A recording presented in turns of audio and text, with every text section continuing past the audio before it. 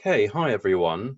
We're moving on to our third and final video now for this series, which is covered, from the starting points of downloading your SPSS file from the online platform you use to get responses, all the way through from cleaning your data, dealing with reverse scores, running reliability analysis, creating mean variables, and now we're in, getting to kind of the really exciting bit of your project work where we're looking at the data and thinking about the kinds of analyses we want to perform on it that you're going to be writing up formally to include in the results section of your dissertation or project report or whatever kind of assignment it is that you're presenting your quantitative analysis in.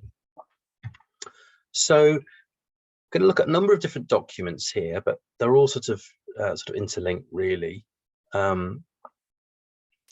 So this is where we got with the last data set. This is the one we looked at in the previous video when we were looking at reverse scores and reliability and mean variables.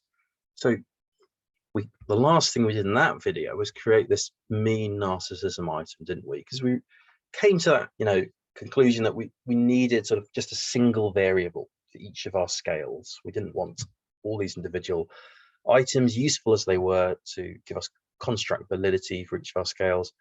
When it comes to running the inferential statistics and indeed the descriptive statistics, we need to have just a single item, a single variable for each of our psychological constructs. Okay, so we produced this mean narcissism item, doing the same thing for each of your scales. And what you'll end up with there is something that looks like this. So I've already gone and done this. I mean, these are the core items in this scale. There are some others. There's sex and age there as well. What's the demographic variables? But I've computed these mean scales, and you'll see I've used a slightly different phrasing here. But M, not mean.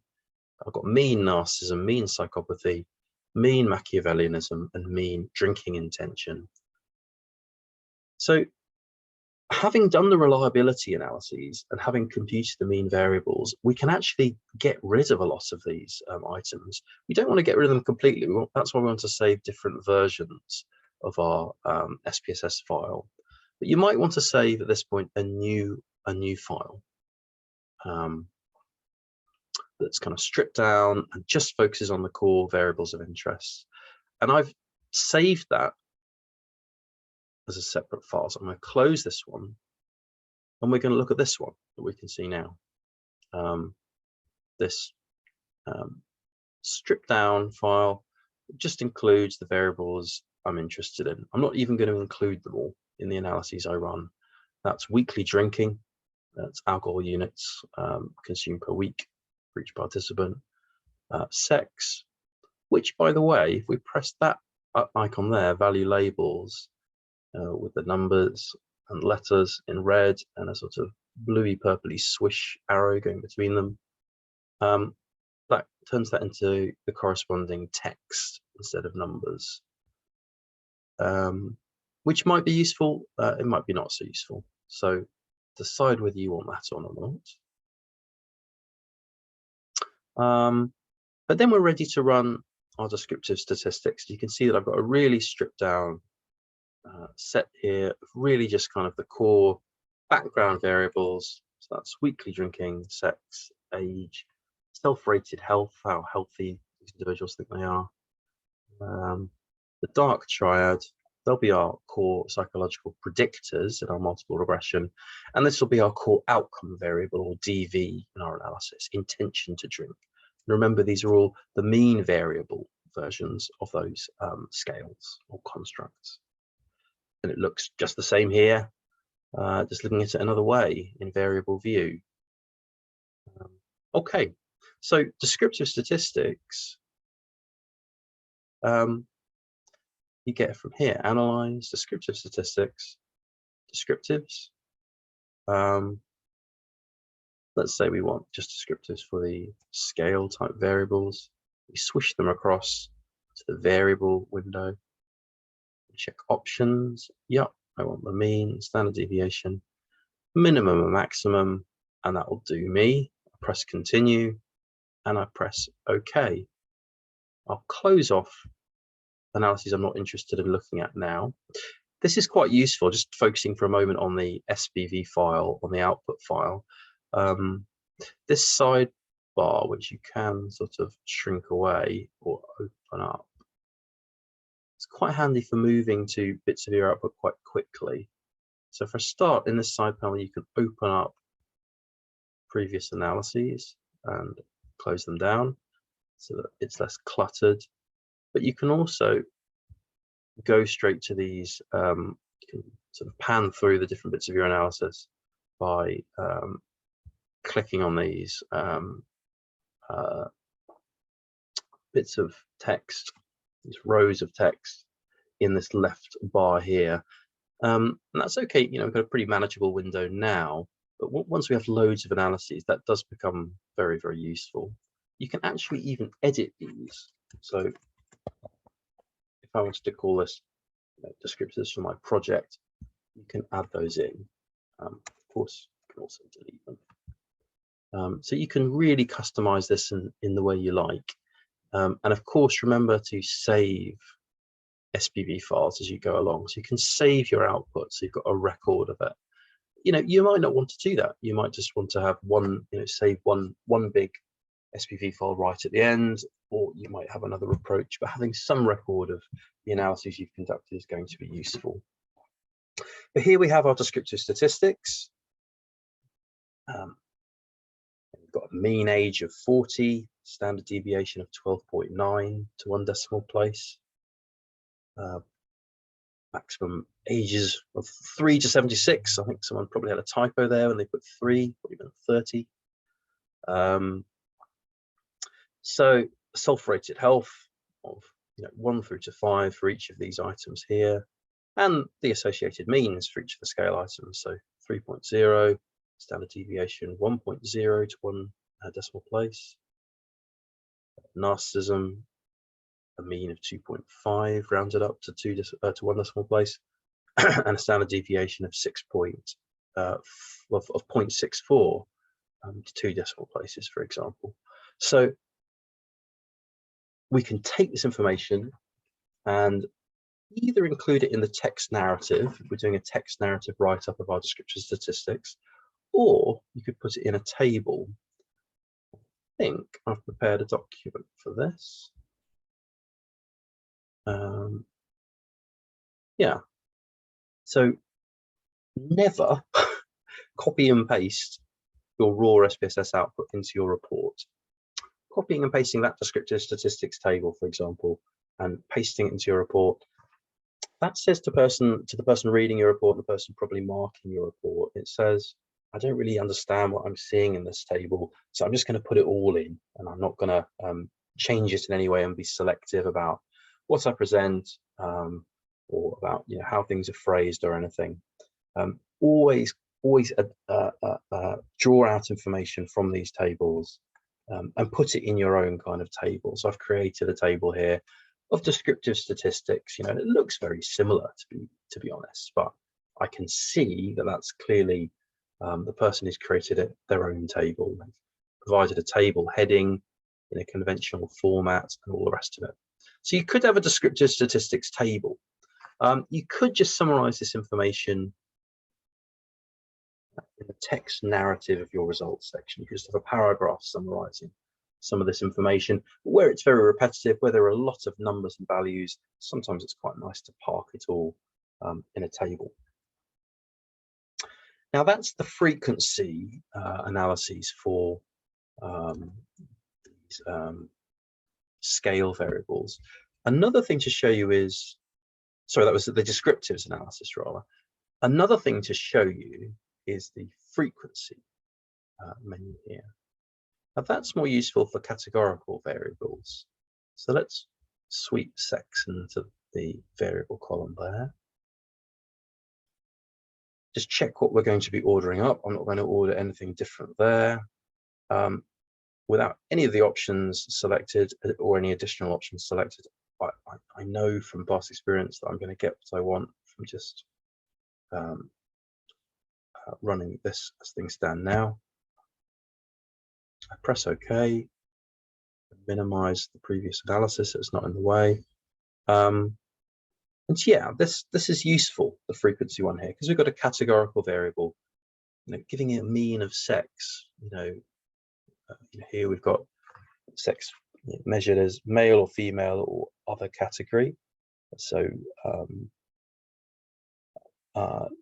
non-cis identifying sex category there. The best way to reflect this is with percentages. So the percentage female, percentage male, the percentage non-binary. So we'd report that as 76% female, 24% rounded up male, 0.1% non-binary, and we can report that probably in the text narrative. You could add it to a table as well. You could report frequency information as part of descriptive statistics for your categorical variables in the text narrative, or include it in the table. So that was that other thing to show you there. So that's descriptive statistics. Let's move on to correlations. Now, why do we do correlations? Why on earth would we add another layer of complexity? Why don't we just move straight to the multiple regression? Well, being clear on what we're doing is really important when running your psychological analyses. We can get quite carried away, and suddenly we're looking at all these numbers and thinking, well, what on earth does this mean?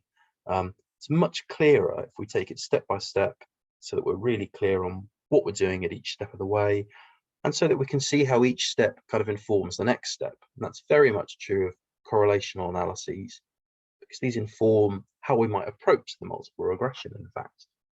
Correlations, that's kind of shorthand, I guess, for bivariate correlations, which just means standardized kind of associations between pairs of variables. So a correlation between narcissism and intention to drink, correlation between age and Machiavellianism, correlation between psychopathy and narcissism. That's a few examples of some bivariate correlations that we could be reporting in our psychology project, in our psychology dissertation. So how do we run correlational analyses? We go to Analyze, Correlate, Bivariate. I'm going to select all of them, push them across. I won't select sex, actually. I could do, but I'm not going to. That will overcomplicate things. And maybe I'll take weekly drinking out as well to keep things a bit stripped down. And maybe I'll remove self-rated health as well. Let's keep things simple. Under options, I could choose means and standard deviations here. There's a few ways to do the same thing in SPSS, but we've already run those analyses, so I won't do them again. I could get confidence intervals for these. I'll keep things simple and won't this time. And I'm pressing OK. I'm minimizing the previous analyses on my .spv file. And here's the correlations table. Now, just looking at it, here's a really good example of where it's good to produce your own tables. SPSS does not produce a very clear to read correlations output. You can produce a really nice correlations table if you want to include one. And I've got a template document that I've shared with you, or that I will share with you, which shows how you can present correlations in kind of a conventional clear to read style. So here, now clearly you won't have correlations between variables, but a nice way of arranging this table is where you have the variables going down one column, have them all numbered, and then just have the number on this axis here. We know that 1 is age. Clearly age isn't going to be correlated with itself, but there is going to be a correlation between narcissism and age. Narcissism and variable 1, which is age. And that's where we can put that. And we can simplify things and not have a p-value there. We can put have a star system. So 2 stars means statistically significant at the less than 0.01 level. And we can add that there. We have to remember to add the sign, of course. minus 0.10 star star, and we can have that insert those values in the relevant parts of this table. We take it all from here. So where did I get that minus 0.1 the relationship between age and narcissism? 2 stars. Here, minus 0.099, we'd round up to minus 0.10. That star there is not very helpful, but here we have a significance level reported that's 0.006, so that's at the 0.01 level, not any higher or lower. And that's the number of participants who are involved in that particular analysis. That tells us about where we have missing data, for example. You don't necessarily need to report all that in your correlations table, though. In fact, that might be a little like overkill in terms of presenting information. So this is a good example of how you can pull out all this information, and it's only the information above or below the diagonal you'll be reporting. This side of the diagonal mirrors this side, so you only need to report one triangle of information, if you like. You could put that in this table here. But that's giving us some useful information, so we can see already that age is correlated with narcissism. As you get more narcissism, people who are age as you're older, narcissism tends to be a bit lower. Higher levels of psychopathy again are associated with being younger. Same with Machiavellianism. Being more Machiavellianism is associated with being younger. And remember, this is association, this is correlation, this isn't causation, this isn't narcissism causing changes in age or something like that. So we've got to be careful about the language we use here and be clear that we're talking about correlations between variables. Okay, now we're particularly interested when we look at this whether or not there are correlations with the DV, which is intention to drink here. You can see here, from scanning across here, that there's no correlation between age and intention. But what do we have here? Well, we've got some pretty robust correlations between each of the dark triad traits: narcissism, Machiavellianism, psychopathy, Machiavellianism, and intention to drink. So as those traits get stronger, intention to drink in moderation decreases. So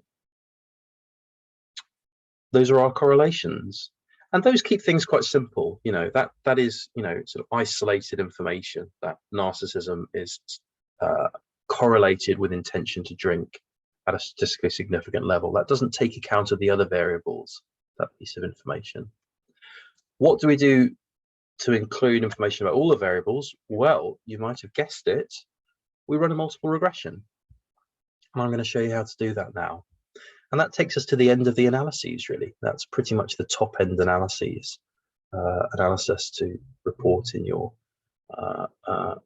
project. So we go to Analyze, Regression, Linear. We add our DV to the dependent box. It's intention to drink for this study. And we add dark traits to the independent box. Now it says block 1 of 1 here. We're just going to do a standard enter multiple regression. This is the kind of most basic multiple regression we can do.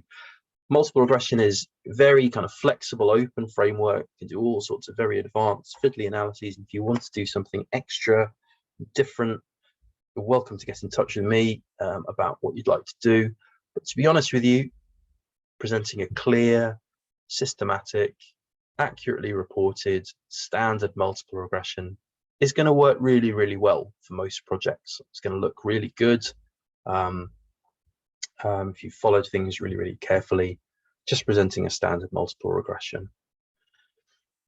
If you were going to do a hierarchical multiple regression, which I'm not going to go into, you would enter variables by panning through this here. So block 2, you could add self-rated health, for example. You could add that as block 2.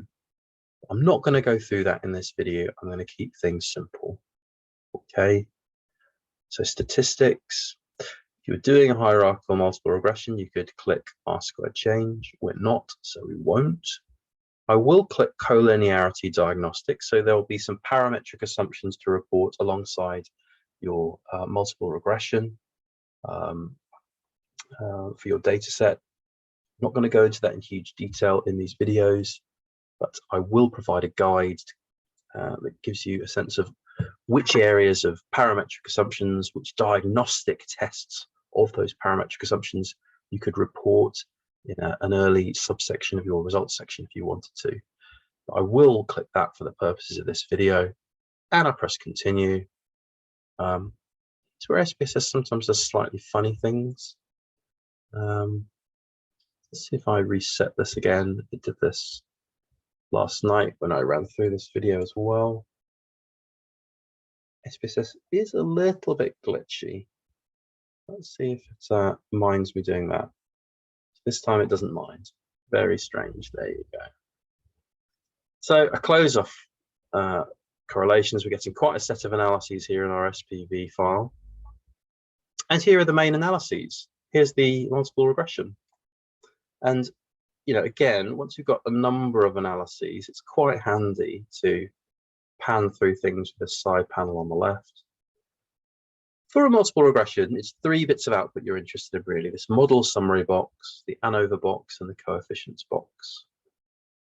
There'll be a PowerPoint resource that I'll share that will talk through writing this up. So I won't go through that in this video. I'll just go through the output. But this is what you'll be writing up, really, the stuff that we can see on the screen now, model summary, ANOVA, and coefficients. So the model summary, it gives you an R value, which is a Pearson's R of the relationship between the model, which means the cluster of variables together, which is the dark triad traits here, the relationship between that model comprised of those 3 predictors, the relationship between that and the DV, which is intention to drink. We don't tend to report that, so that's more of kind of a sort of a general kind of theoretical interest, I guess, that value there. The R-squared, though, that is sort of interpretable and interesting. That tells us the percentage of variance in the outcome variable explained by the model. We multiply this by 100 to get that as a percentage. So that would be 8% rounded up. So 8% of the variance in drinking intention is explained by the model. So if I write, did I write that up in this document? Yes. So if you are presenting things in just a narrative form, and I think for a simple multiple regression, it's fine just to present things in a narrative form without presenting a table, although you're welcome to present your multiple regression in a table as well. If you're presenting a number of different multiple regressions, it might work quite well in the table. You don't have to. But that's how you could write up that bit of it. 8% of the variance in the outcome variable was explained by the model. You need a few more details in there to get it a bit clearer. Be clear on what the outcome variable is, what we mean by the model. Don't start with a number at the start, but you know, you get the idea there. That's how you could summarize that bit of information from model summary.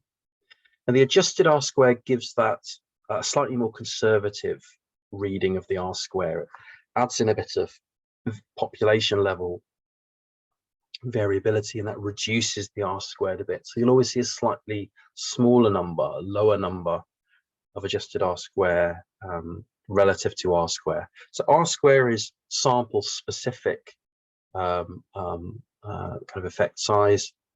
Adjusted R-square is a reading for the population. So 7.4% of the variance at a population level in the outcome variable is explained by the model. Moving to the ANOVA, here's where we get to the inferential statistics. So this tells us whether or not the model overall is a statistically significant predictor of the outcome variable. And just like an F value, an ANOVA, in an experimental context, we have an F ratio with an associated P value. So here we can see it's less than 0.001. So the model, remember, is the 3 dark triad traits, is as this sort of composite whole is a statistically significant predictor of the outcome variable. Now that gives us kind of the headlines about our study. doesn't tell us very much there in terms of detail. So we would report that, but we're going to also want to look at this coefficients section, which tells us whether or not each of the individual predictors was a statistically significant predictor of the outcome variable when controlling for variability in the other predictors. It also tells us how good they were kind of relative to each other. So this is where we get a bit more granular, a bit more forensic in terms of the detail from our output. So you can see that narcissism here, we've got the raw, unstandardized B coefficient value, associated standard error. We get a standardized coefficient. These are handy, these ones here, because we can directly compare them with each other, which isn't always the case with this column here. So we would be interested in reporting both the unstandardized and the standardized coefficients. We have a t-value associated with each, a significance value associated with that t-value. So we get different bits of information here. We can see whether or not each of the predictors is a statistically significant predictor of the outcome variable. These are effect sizes, really, these standardized coefficients. So we can see how strong a predictor it is relative to the others. This would range between 0 and 1. So we've got here a very weak predictor, and in fact, it's not statistically significant, narcissism. Here we've got a predictor of minus 0.30. We report that to 2 decimal places, and that is a highly statistically significant predictor of the outcome variable when controlling for variability in the other predictors. And for Machiavellianism, we've got a non-significant statistical predictor. So we'd report the betas and the associated significance value for these. And really what this is telling us in this example is that psychopathy is the only statistically significant predictor of drinking intention when we factor in all these different psychological constructs. And we wouldn't isolate things from each other. In real life, we would be interested in thinking about the interplay and thinking about all of these personality traits together, all of these dark triad traits together. So it makes sense to include them in a multiple regression. But when we control for effects of psychopathy and Machiavellianism, narcissism is no longer statistically significantly associated with drinking intention. Whereas when we control for variability in narcissism and Machiavellianism, psychopathy is a statistically significant predictor of drinking intention. So we can come to some interesting conclusions here about which of the dark triad traits seems to be most kind of theoretically of interest, and I guess clinically of interest when we're thinking about a given kind of context, here an alcohol related study. So we'd report all that information from coefficients with great interest. We did order up those collinearity diagnostics, didn't we? And here we have information about whether or not there's too much correlation between these different predictive variables. So there's very high levels of correlation between the predictive variables, and we could look at the correlation output first of all as our initial diagnostics, and then move on to report tolerance and VIF statistics as well. That's giving us a statement about whether or not the assumed absence of multicollinearity in the dataset, whether or not that assumption is tenable. So try and report some diagnostics information. That could be about normal distribution of your different variables, whether or not they skew for particular scales, something about multicollinearity as well. And there are other assumptions you can read about and report as well, but some summary of diagnostics in your results section write-up would be good to see. Okay, I think that's everything. That's quite a long video there. We've covered quite a lot of ground. We've covered descriptive statistics, correlational analysis, multiple regression analysis, and right at the end there, we also touched on the diagnostics, that testing of the parametric assumptions underlying your inferential analyses that you could report in your results section. So that completes our 3 videos on looking at your SPSS analysis, looking at your data from downloading it all the way through to your final kind of top end inferential analyses. I hope these have been useful. Please send me any questions that have come from watching these videos as they apply to your project. And I hope you can kind of bookmark bits in the videos that are useful for thinking about particular stages of analyses and return to them. You know, we all start out being pretty confused by SPSS and what we're being asked to do for these different things. So please do just revisit bits of the video as you're analysing your data. Revisit parts of this video set as you're looking at your data to think about how what I've been showing kind of applies to how you can be looking at your own data sets. Okay, good luck with analysing your data, everyone. I hope it goes really well. It's quite fun once you get into it. Always save copies of your data sets, save copies of your outputs, and contact me if you want any support with your ongoing work. Good luck, everyone. Take care.